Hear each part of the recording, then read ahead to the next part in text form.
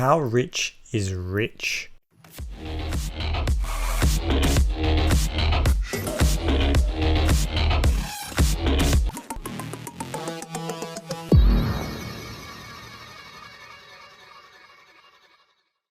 So recently I finished reading a book called How to Get Rich by Felix Dennis. Now, Felix Dennis was a very wealthy British entrepreneur. At his death, I believe he was worth about £500 million.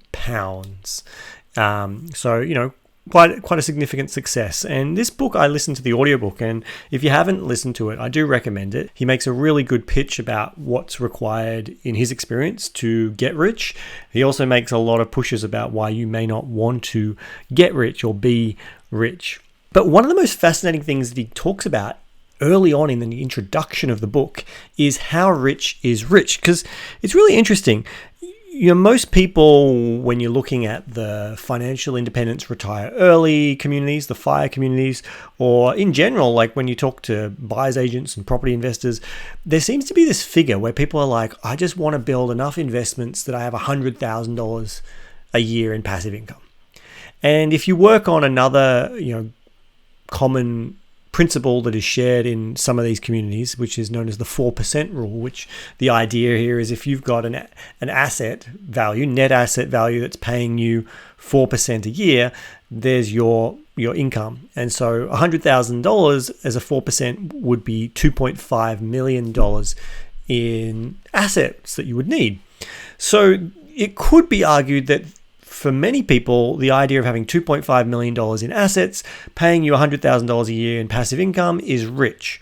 Now, I'm not here to tell you what is and isn't rich. That's ultimately got to be your definition and what you want. I work more on the idea of financial freedom. At what point do I have financial freedom? And I've got multiple levels of financial freedom, which we've covered in other episodes. So the idea of going, okay, what is rich to me is a really valuable self-reflection to do, and I encourage you to do it.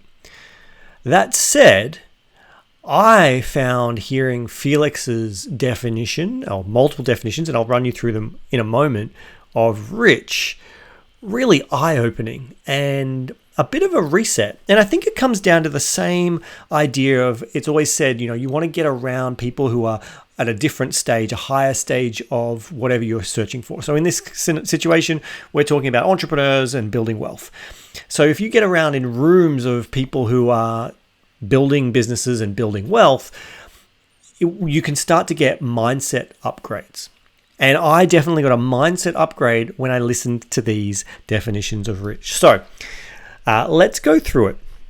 Now, he has various numbers of levels of rich. So these are the levels of rich as per Felix Dennis in his book, How to Get Rich. So the first level of rich that he describes is called the comfortably poor. The comfortably poor. Now, he breaks this into two columns. He talks about how much you need in liquid assets. So think of liquid assets as what can you easily cash in very quickly. Like if tomorrow you needed this money, you could have it. So think cash, think bond, think shares that you can easily trade on the public share market. This is not your property. This is not your private business share interests that are in a more illiquid market. They're harder for you to cash in. They take time to sell, take time to turn into cash.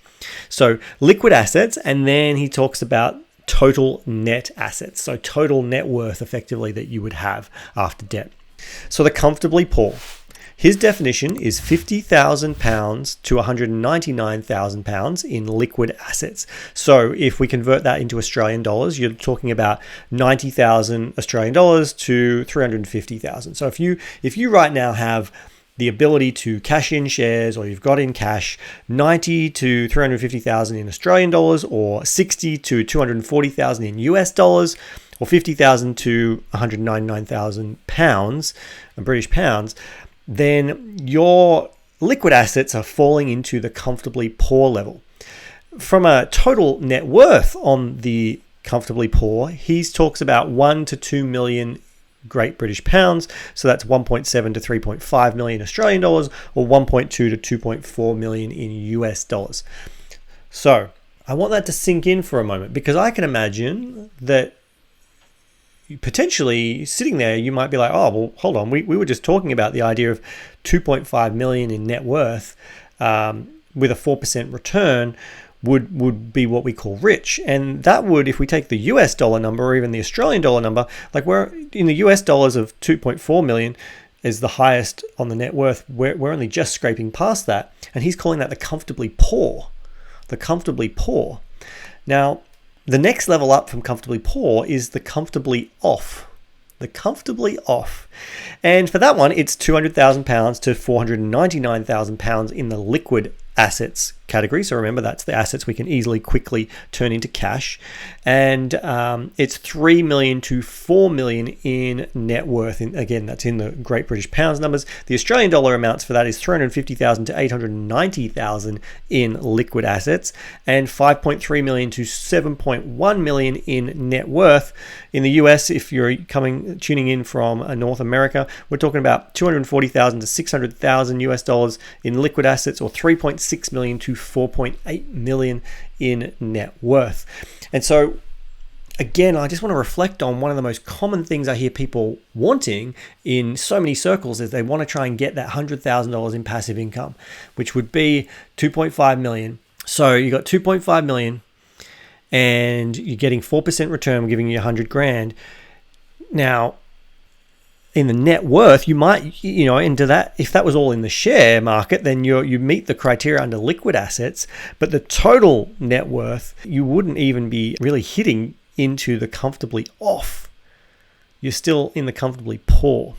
So what's the next level up from comfortably off? He calls it the comfortably wealthy. So we're still not even rich. We're in what he defines as comfortably wealthy. So the comfortably wealthy is £500,000 to £999,000. So let's call that $1 million. So £500,000 to £1 million in liquid assets, and then total assets £5 million to £15 million. Now, to save you again on the calculations, for the Aussies tuning in, that's about 890,000 to 1.8 million in liquid assets, and let's call it 9 million to 27 million in net worth assets.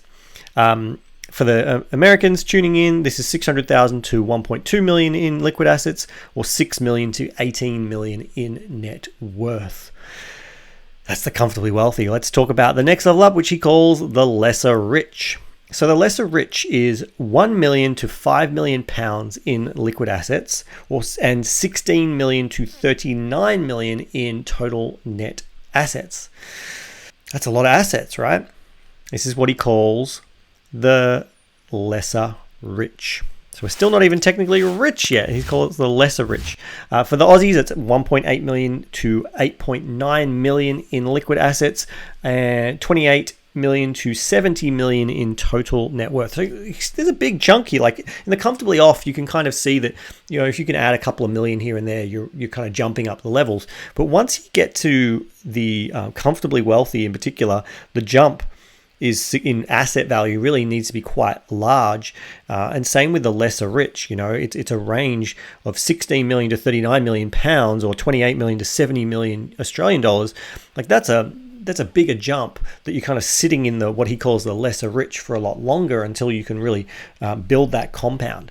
And so if you take some of the more common approaches that people make when it comes to their investing strategies, especially in the FIRE community, where it's just like compound slowly, put this money away, you can see that to achieve these kinds of levels of rich that Felix is talking about is not the kind of thing you can save to. It's not the kind of thing that you can just dollar cost average into the share market, or just buy a property here and there. Like, you've got to be strategic and go, how do I build this wealth? So let's keep moving. So he talked about the lesser rich. Well, the next level up is the comfortably rich. So the comfortably rich is 6 million to 15 million pounds in liquid assets, and 40 million to 74 million in total net assets. Again, those are in the British pounds. For the Aussies, that's 10 million to 26.7 million in liquid assets, 71 million to 132 million in net assets. And for the Americans, that's 7.2 million to 18 million liquid assets, 48 million to 89 million in total assets. So I know there's a lot of numbers coming here. I encourage you, just pay attention to, if you're Australian, pay attention to the Aussie dollars. If you're American, pay attention to the US dollars, and don't let the other numbers kind of get in the way. And obviously, if you're British, then go with the pounds as per what Felix has been talking about in these initial numbers. So after the comfortably rich, we have rich. Finally hitting rich. So he defines rich on liquid assets as 16 million to 35 million pounds in liquid assets. And then for total net assets, we're talking 75 million to 99 million Great British pounds. Aussies, 28.5 million to 62.3 million in liquid assets, and 134 million to 176 million in total net worth. Americans, you are talking 19.3 million to 42.1 million in liquid assets, so you could turn that into cash. And the total net assets, we're talking 90 million to 119 million in net worth. Now, he's got some other levels above that. He's got the seriously rich, the truly rich, and then the filthy and super rich. I'll tell you that the filthy or super rich is assets, is liquid assets of over 100 million pounds. And for the net worth, he's talking about over $1 billion. So those are people he's referring to as filthy or super rich, is those people who have got over $1 billion in net worth, and liquid assets, they have over 100 million pounds. His other levels, if you're interested, so that's the highest level of rich. The seriously rich, he has them in net worth of having 100 million pounds to 200 million pounds. The truly rich are 200 million to 400 million pounds in net worth. So how rich is rich? Well, according to Felix Dennis, rich is having 16 million to 35 million pounds worth of liquid assets and 75 million to 99 million pounds of total net worth, which, for both the Aussies and the Americans, that's putting you in the $100 million kind of net worth categories to achieve that, and having at least, a 10 to 15% of your net worth in liquid assets. That's kind of the rule of thumb that I see there. So look, do with that what you will. This is not to say that what you're shooting for is not truly rich, but this is to stretch your mind to go, okay, hold on, what I thought was rich maybe is not as rich, because that's what my experience was. When I read this book and I heard Felix say this, I was just like, ooh, okay, some of my goals, some of my targets that of what I really thought was kind of rich, from his perspective, is completely not. Like, I'm still in the comfortably phases. So I'm not even in the lesser rich or the comfortably rich right now. It's not to say that you're doing anything wrong. It's not to say that you need to look at it through his definition, but it's just really nice to get a shift in perspective of go, oh, okay, can I play a bigger game? What would I need to do to play a bigger game? What does it look like? Because that's the thing to remember at the end of the day. This is all a game. All we're doing is playing the game of business and finance, and you should have fun with it. And it's great to know how other people gauge the game to see where you're at. Hope this has been a helpful episode. If you've enjoyed today's episode, please leave a review. And more importantly, apart from leaving a review, if there's something about this episode that resonated with you, or you think would really resonate with a friend of yours or a colleague, share it with them. Send them the link to this particular episode so they can get the same value you have. Thank you for listening, and I look forward to seeing you in a future episode. You've been listening to Entrepreneurs Rising. Thank you, dear listener, for tuning in. I appreciate your time and look forward to connecting in future episodes. If you would like show notes or any resources from today's episode, you can find them at rising.show. Rising.show. You can find show notes for this episode and all other episodes, as well as links to socials and the ability to reach out and connect with me, make your suggestions for future episodes. Until next time, keep up the journey.